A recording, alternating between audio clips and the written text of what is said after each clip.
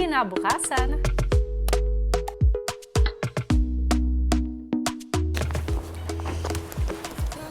Gagawin tayo ngayon, physical. Ha? Bayos ah. Hati? Dito lang yung teens? Hindi, uy. Mamaya ko siguro yun. Sige. Posible nang pabilis ng tumakbo ng iksi lang. I don't think it's that physical. Sige, una na. Uy. Mama. Wait lang. Ama. Amahan. Andyan siguro maglalaro. Ano? Adults. Adults, teens. Ooh. I like it. Maya-maya pa ay magkahiwalay ng tinawag sina Dylan at Rain sa confession room. Pinatawag kita dito dahil may ipapagawa ako sa inyo. Handa ka na para sa kompetisyon? Yes, Kuya. Teen housemates.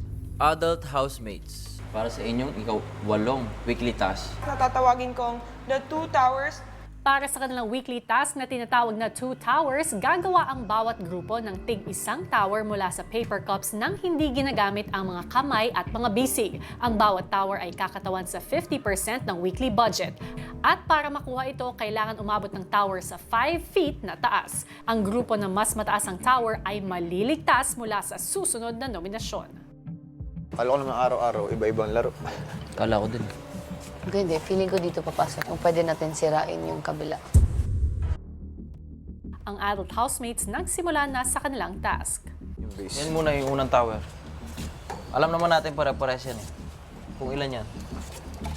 Nag-usap-usap po kami na magta-try ng kung anong pwede, mga possible na gagawin para alam na namin what works and what doesn't work.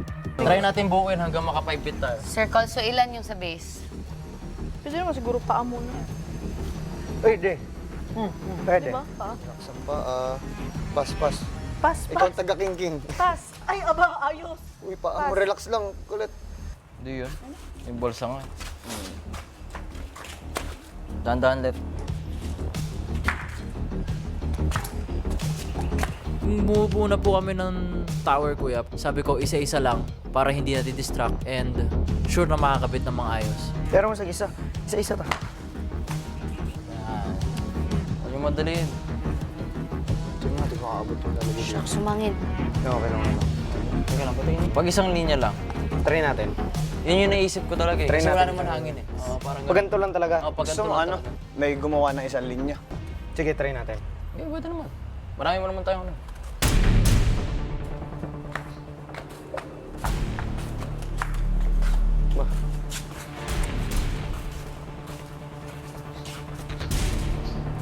Malaking bagay po yung hangin, kuya. Kasi syempre, what if mataas nga kami?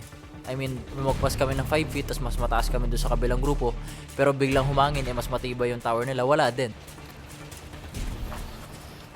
Kasi yung kanina, yun din yung try What natin eh. if, di ba, 5, baba, 2, 1, 2, 3, 4, 5. Sa taas naman, dalawang Dalawa. layer naman. Tapos one, parang 1, 2, i-sandwich. 3, 4, 5. Parang ganun para pag hangin, hindi siya basta-basta man. Parang ano. Kalma. Ano? Pasok-pasok mo. So, mas maganda, matibay na, and mataas pa. So, ma-maximize lahat ng paper cups, kuya.